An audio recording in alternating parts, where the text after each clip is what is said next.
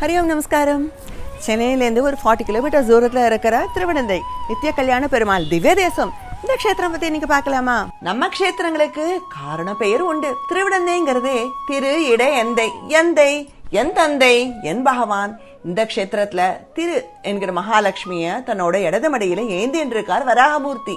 திரு இட எந்தைங்கிறது தான் மருவி திருவிடந்தைன்னு ஆயிடுத்து. பெருமாளோட வலது திருவடி பூமியின் மேல, இடது திருவடியே யார் தாங்கின்னு இருக்கா தெரியுமா?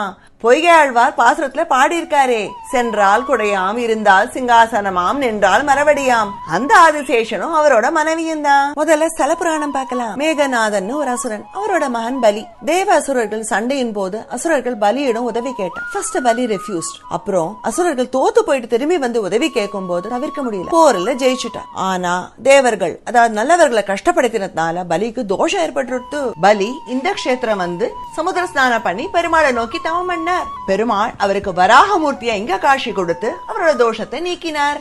நம்ம எல்லாரையும் காப்பாத்துற இந்த பெருமாள் நீங்க ஸ்பெஷலா கல்யாண வரம் தரும் பெருமாள்னு சொல்லப்படுறது. அதுக்கு ஏத்தா போலியே உற்சவர் நித்திய கல்யாண பெருமாள்.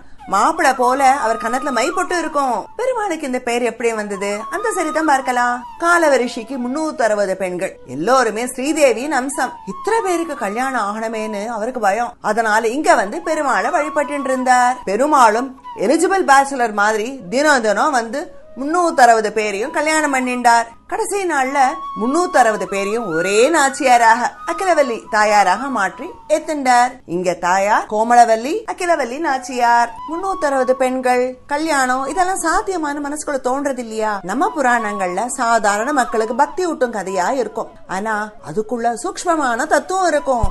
இங்க 360 பெண்கள் ரெப்ரசன்ட் ஜீவாத்மாக்கள், நாம எல்லாரும் தான். அண்ட் அவர்கள் கல்யாணங்கிறதே ஜீவாத்மா அந்த புருஷோத்தமான பகவான் அடையிறது தான்.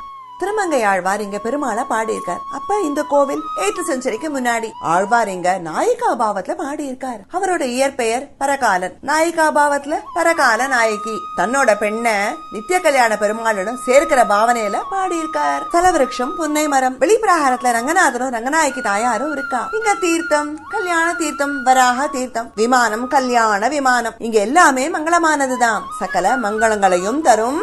இந்த பகவான் வந்து தரிசனம் பண்ணலாமே. ஜெய் சீதாராம்.